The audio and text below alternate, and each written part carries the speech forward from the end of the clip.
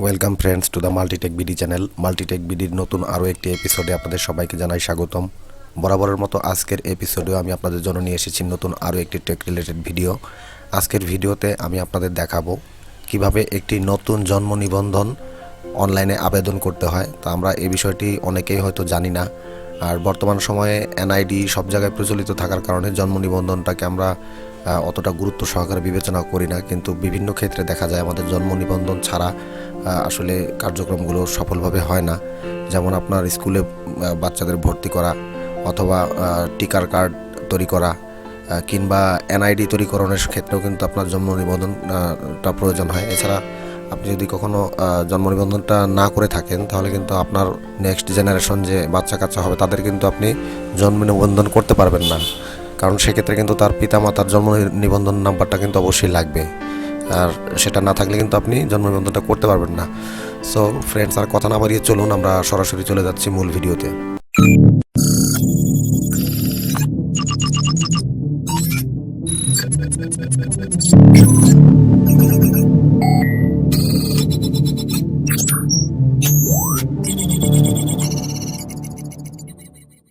Welcome back friends.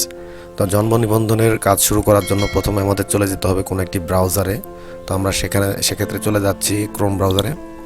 তো Chrome ব্রাউজারের search বক্সে গিয়ে আমাদের টাইপ করতে হবে BDRIS। আপনার স্পেলিংটা একটু ভালোভাবে খেয়াল করবেন।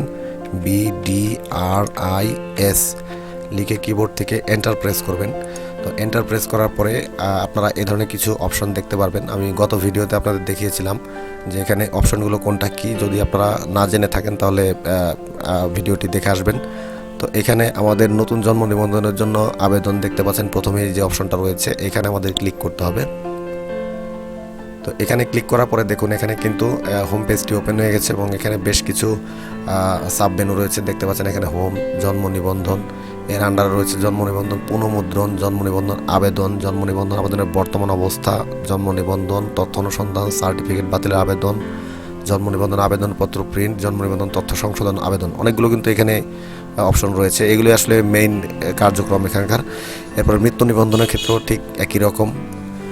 এখানে রয়েছে প্রতিবেদন, এরপর বিভিন্ন নোটিশ যেগুলো জারি করা হয়েছে সেগুলো এখানে দেখতে পারবেন, এবং ব্যবহারকারী সংযোজন, ওটিপি প্রাপ্তির পর এখানে যাদের ইউজার আইডি রয়েছে, সাধারণত উপজেলা পর্যায়ে যারা আপনার উদ্যোক্তা রয়েছে তারা এখানে লগ ইন করে তাদের কার্যক্রম করে থাকেন। এখান থেকে বাংলা অথবা ইংলিশ ভার্সন আপনি সিলেক্ট করতে পারেন, এবং এখানে যাদের আইডি রয়েছে তারা এখানে লগ ইন করতে পারবেন। তো এখানে দেখুন জন্ম নিবন্ধনের আবেদনের জন্য প্রথমে লেখা রয়েছে নতুন জন্ম নিবন্ধনের জন্য আবেদন। তো প্রথমে আপনারা এই বক্সে যে লেখাটা আছে এটা পড়ে নেবেন। দেখুন এখানে লেখা রয়েছে নিবন্ধক কার্যালয়ের জন্য আপনার জন্মস্থান বা স্থায়ী ঠিকানার বিভাগ, জেলা প্রভৃতি ধাপ পার হয়ে রেকর্ড ওয়ার্ড পর্যন্ত নির্বাচন করতে হবে। অনলাইন জন্ম নিবন্ধন আবেদন ফর্ম প্রথমে বাংলা ইউনিকোড ও পরবর্তীতে ইংরেজিতে পূরণের পর প্রয়োজনীয় সম্পাদনা করে সংরক্ষণ বাটনে ক্লিক করুন। সংরক্ষণ বাটনে ক্লিক করলে আবেদনপত্রটি সংশ্লিষ্ট নিবন্ধক কার্যালয়ে স্থানান্তরিত হয়ে যাবে। আবেদনকারীর আর কোনো সংশোধনের সুযোগ থাকবে না। অতঃপর পরবর্তী ধাপে প্রিন্ট বাটনে ক্লিক করলে আবেদনপত্রের মুদ্রিত কপি পাবেন। সনদের জন্য 15 দিনের মধ্যে উক্ত আবেদনপত্রে নির্দেশিত প্রত্যয়ন সংগ্রহ করে প্রযোজ্য ক্ষেত্রে প্রয়োজনীয় প্রমাণপত্রের সত্যায়িত কপি সহ নিবন্ধক অফিসে যোগাযোগ করুন। তো এই কথাটা আসলে মূল যে বিষয়বস্তু সেটা হচ্ছে এখানে আপনাকে একেবারে আপনার দেশ, বিভাগ, জেলা, একদম উপজেলা, ইউনিয়ন পরিষদ পর্যন্ত আপনাকে সিলেক্ট করতে হবে, এবং সেটা প্রথমে বাংলা ইউনিকোড এবং পরবর্তী ইংরেজিতে ফিল আপ করতে হবে। এরপরে সেভ বাটনে ক্লিক করতে হবে। এরপর সেভ করলে পরেই আপনার যে অ্যাপ্লিকেশনটা এটা কিন্তু আসলে আপনার সংশ্লিষ্ট যে নিবন্ধক আছে সে কার্যালয়ে স্থানান্তরিত হয়ে যাবে। তো কার্যালয়টা আসলে কোথায়, এখানে যদি জন্মস্থান আপনি দেন তাহলে আপনার যে স্থায়ী ঠিকানা আছে সেখানে আপনার এখানে যে জন্মস্থান যেখানে আপনি উল্লেখ করবেন সেখানে স্থানান্তরিত হয়ে যাবে। যদি আপনি স্থায়ী ঠিকানা দেন তাহলে স্থায়ী ঠিকানাতে যাবে, আর যদি আপনি চান বর্তমান ঠিকানা থেকে আপনি কাজগুলো করবেন সেক্ষেত্রে আপনি বর্তমান ঠিকানায় ক্লিক করবেন। আর লাস্টে যে কথাটা বলেছে যে আপনার তথ্যগুলো ফিল আপ করে যখন আপনি সেভ বাটনে ক্লিক করবেন তখন কিন্তু এরপরে আপনার আর এডিট করার কোনো ব্যবস্থা থাকবে না। কাজেই পরবর্তী ধাপে যে প্রিন্ট বাটন আছে ওইখানে ক্লিক করে আপনি আপনার আবেদনপত্রের যে প্রিন্টেড কপি আছে সেটা নিয়ে নেবেন।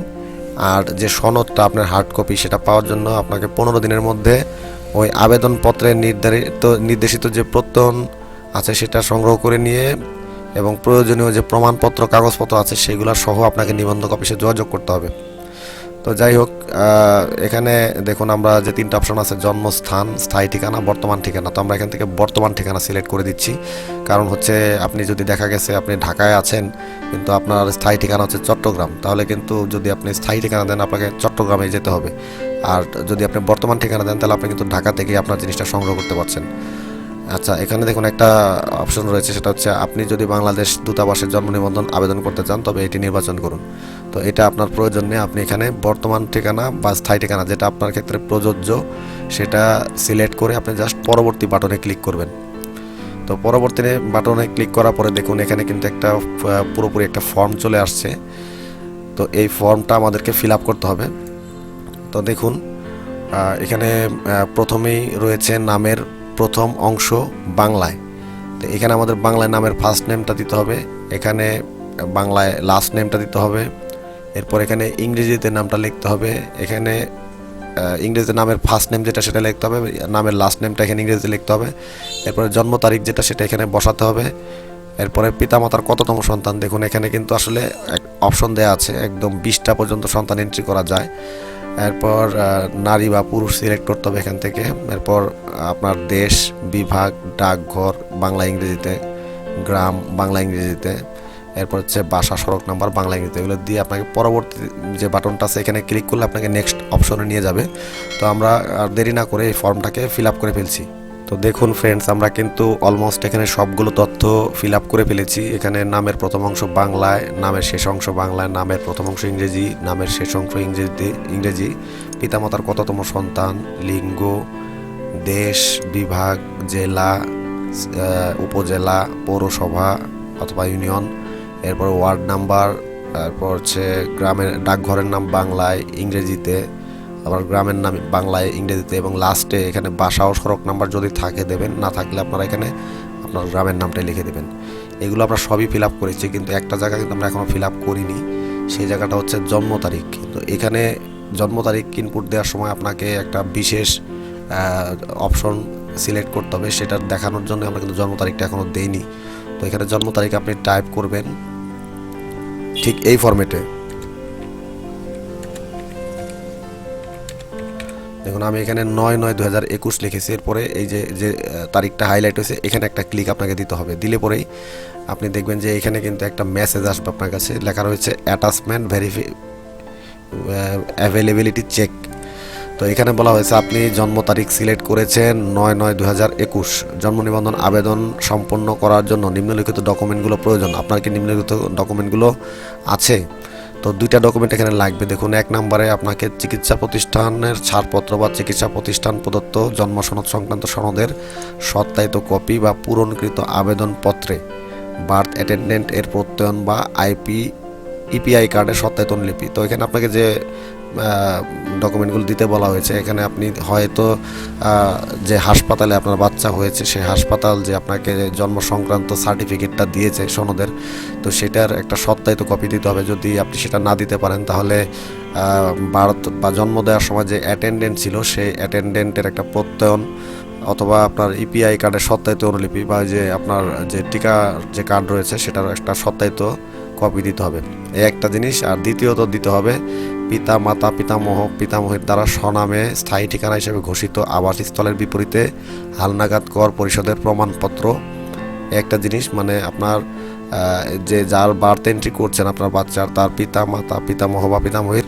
নিজ নামে সেখানে যে আপনার নিজের পৈতৃক ভিটার বিপরীতে যেসব আপনার বিল বা বিভিন্ন কর আদায়ের যে রসিদ সেগুলো, অথবা আপনি বিদ্যুৎ বিলের কপিও এখানে অ্যাটাচ করতে পারেন যেখানে আপনার ঠিকানা দেওয়া আছে। আর যদি সেটা না পারেন তাহলে পিতা মাতা পিতামহ জাতীয় পরিচয়পত্র বা এনআইডি যেটা আর কি, অথবা পাসপোর্ট, ঘোষিত স্থায়ী ঠিকানা বা জমি অথবা বসত বাড়ির ক্রয় দলিল। এখানে আপনি এনআইডির যে কপি সেটাও দিতে পারেন, অথবা পাসপোর্ট থেকেও দিতে পারেন যেখানে ঠিকানাগুলো দেওয়া আছে আসলে, অথবা জমি বা বাড়ির ক্রয়ের যে দলিল আছে সেই দলিলও কিন্তু আপনার ঠিকানা দেওয়া আছে, আপনি এটাও দিতে পারেন। অথবা খাজনা ও কর পরিশোধের রসিদ, আপনি যেটা বললাম খাজনা কর পরিশোধের রসিদ কিন্তু আপনি দিতে পারেন এখানে। এটা কোন ক্ষেত্রে দিতে পারবেন আপনি খাজনা কর পরিশোধের? এখানে বলা আছে নদী ভাঙন, অন্য কোনো কারণে স্থায়ী ঠিকানা বিলুপ্ত হলে। তো আমার মতামত যেটা, আপনি 1 নম্বরে এখানে হাসপাতালে যে একটা সার্টিফিকেট দেয় বাচ্চা হওয়ার পরে, সেই সার্টিফিকেটের একটা কপি সত্যায়িত করে দেবেন। আর দ্বিতীয়ত এখানে পিতা অথবা মাতা, মানে যে বাচ্চার এন্ট্রি করছেন তার পিতা অথবা মাতার যে এনআইডি আছে সেই এনআইডি একটা কপি দিয়ে দিবেন। এই দুইটা জিনিস দিলেই কিন্তু আপনার হয়ে গেল। এরপর দেখেন নিচে অপশন দেওয়া আছে আমার কাছে এই ডকুমেন্টগুলি আছে, আমার কাছে এই ডকুমেন্টগুলি নেই, এরপর হচ্ছে ক্লোজ করেন বা বন্ধ করেন। তো আমার কাছে যেহেতু ডকুমেন্টগুলো আছে আমি এখানে দিয়ে দিচ্ছি আমার কাছে ডকুমেন্টগুলো আছে। তো ক্লিক করার পর দেখুন এখানে কিন্তু ডেটটা ঠিক মতো নেয়নি, আমরা এখানে একবার ক্লিক দিলে কিন্তু ডেটটা নিয়ে নিল।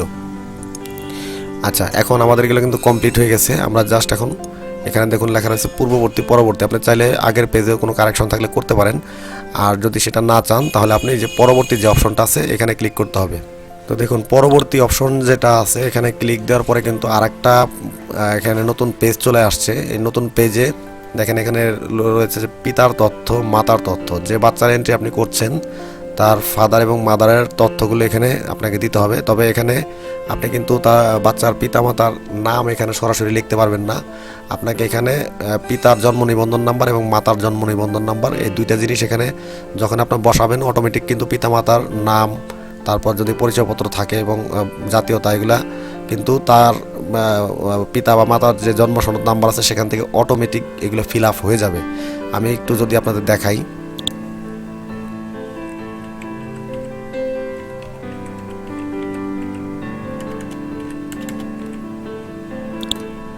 দেখুন আমি এখানে পিতার যে জন্ম নিবন্ধন নাম্বার আছে সেটা দেওয়ার সাথে সাথেই কিন্তু তার নাম, জাতীয় পরিচয়পত্র নাম্বার, এরপর হচ্ছে ইংরেজিতে নাম, বাংলায় নাম এগুলো চলে আসছে। সেই সাথে আমরা এখানে পিতার জাতীয়তা এখানে দিয়ে দিচ্ছি বাংলাদেশি। এরপরে একইভাবে আপনাকে এই যে মাতার জন্ম নিবন্ধন নাম্বার আছে সেটাও কিন্তু এখানে দিতে হবে। তো দেখুন আমরা এখানে মাতার জন্ম নিবন্ধন নাম্বারটা দিয়ে দিচ্ছি।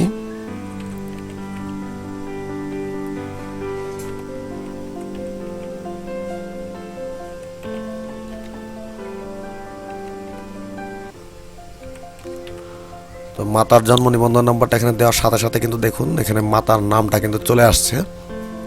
এরপর আমরা এখানে মাতার জাতীয়তা যেটা এটা যে বাংলাদেশি দিয়ে দিচ্ছি।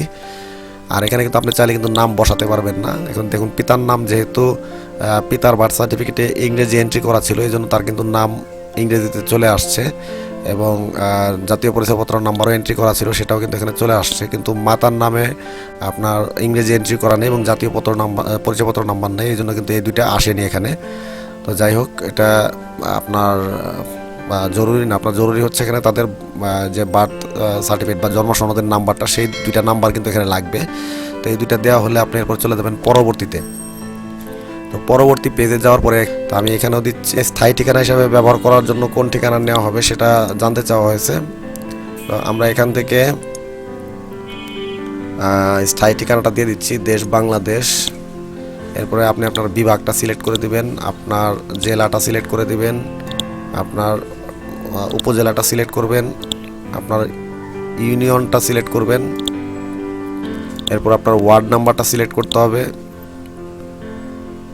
এরপরে হচ্ছে আপনার এখানে ডাকঘর ইংরেজিতে, বাংলায়, এরপরে গ্রাম মহল্লা এগুলা সব আপনাকে এখানে ফিল আপ করে দিতে হবে। তো আমি এগুলো সব এক এক করে ফিল আপ করে দিচ্ছি। তো স্থায়ী ঠিকানাটা ফিল আপ করার পর এরপর দেখুন এই জায়গায় এখানে আপনি কি নিম্নলিখিত কোনো ঠিকানা আপনার বর্তমান ঠিকানা হিসেবে ব্যবহার করতে চান, এখানে কোনোটি নয় থেকে ক্লিক দিলেই আপনার আবারও কিন্তু ফর্ম একটা চলে আসবে। তো এখানে আপনার যদি একটা অপশন আছে, এখানে আপনি যদি এখানে স্থায়ী ঠিকানা বর্তমান ঠিকানা একই এখানে ক্লিক করেন তাহলে কিন্তু আপনার আর নতুন করে ফিল আপ করতে হবে না, আপনার স্থায়ী ঠিকানা এবং বর্তমান ঠিকানা সেম হয়ে যাবে। তো আমি যেহেতু একই দুইটা সেম করব না, সেক্ষেত্রে আমি এখান থেকে চেঞ্জ করে দিচ্ছি। তো দেশ আমি এখানে দিয়ে দিলাম বাংলাদেশ। এরপর আপনার যে বিভাগটা দরকার আপনি সে বিভাগটা দিয়ে দিবেন, এরপরে জেলাটা দিয়ে দিবেন, একই সাথে আপনার উপজেলাটা দিয়ে দিতে হবে। উপজেলা দেওয়ার পরে এখানে ওয়ার্ড নাম্বার দিতে হবে, এরপর ডাকঘর যেটা ডাকঘরটা আপনাকে এখানে বসাতে হবে বাংলা এবং ইংরেজিতে। তো আমি এখানে লিখে দিচ্ছি।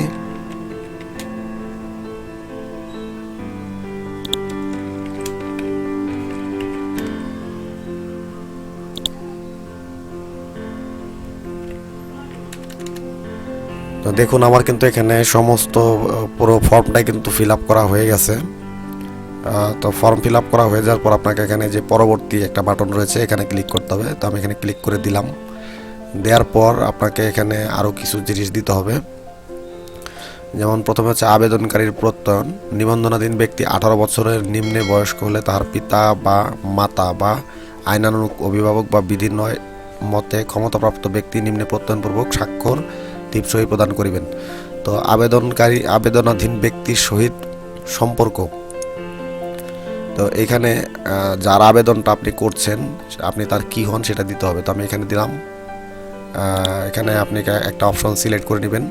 আপনি আবেদনকারী যা হন, এখানে অন্যান্যও দিতে পারেন বা এখানে পিতা মাতা নিজ পিতামহ পিতামহী মাতামহ মাতামহী অভিভাবক অনেক কিছু দেওয়া সম্ভব। এরপরে আপনাকে একটা ফোন নাম্বার দিতে হবে। তো আমরা এখানে একটা ফোন নাম্বার দিয়ে দিচ্ছি।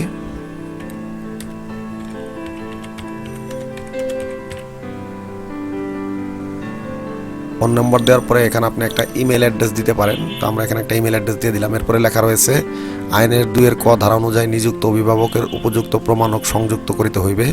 বিধিমালার 9 বিধিতে ক্ষমতাপ্রাপ্ত ব্যক্তির সপক্ষে উপযুক্ত আদেশনামা প্রত্যয়ন সংযুক্ত করতে হবে। এরপর একটা এখানে এই সেন্টেন্স রয়েছে, আমি সজ্ঞানে ঘোষণা করেছি যে উপরে বর্ণিত যাবতীয় তথ্য সঠিক এবং আমার আবেদনাধীন ব্যক্তির অন্য কোথাও জন্ম নিবন্ধিত হইয়া থাকিলে আমি তাহার জন্য আইনত দায়ী থাকিব। তো এই শর্তে রাজি হয়ে এরপর আপনাকে পরবর্তী অপশনে ক্লিক করতে হবে। এরপরে আপনাকে পুরো তথ্যটার একটা ওভারভিউ কিন্তু দেখাবে। তো এই ওভারভিউটা দেখে তারপরে আপনি সাবমিট চাপবেন। তো দেখুন এখানে কি রয়েছে, নতুন জন্ম নিবন্ধনের জন্য আবেদন। এরপরে রয়েছে আবেদনপত্রটি সাবমিট করার পূর্বে সকল তথ্য ঠিক আছে কিনা দেখে নিন ও আবেদনকারীকে দেখান। মনে রাখবেন একবার সাবমিট করা হয়ে গেলে আবেদনপত্রটিতে আর এডিট করার সুযোগ থাকবে না। এরপর আপনাকে সাবমিট বাটনে ক্লিক করতে হবে। তো সাবমিটে ক্লিক করার পরে দেখুন এখানে কিন্তু একটা মেসেজ দিয়েছে যে নতুন জন্ম নিবন্ধনের জন্য আবেদন সাকসেস, আপনার আবেদনপত্রটি সফলভাবে সাবমিট করা হয়েছে। জন্ম নিবন্ধন আবেদনটি সংশ্লিষ্ট কার্যালয়ে দাখিল হয়েছে। আপনার আবেদনপত্রের নম্বর এত। ভবিষ্যতে অনুসন্ধানের জন্য আবেদনপত্রের নম্বরটি সংরক্ষণ করুন। নিচের প্রিন্ট বাটনে ক্লিক করে আবেদনপত্রটি প্রিন্ট করে প্রয়োজনীয় কাগজ সহ আগামী 15 দিনের মধ্যে সংশ্লিষ্ট নিবন্ধকের নিকট দাখিল করুন। আপনাকে ধন্যবাদ। তো এই পর্যন্ত আসবে। আসার পরে আপনাকে যে কাজটা করতে হবে, আপনি এখান থেকে আবেদনপত্র প্রিন্ট করুন, এখানে ক্লিক করবেন।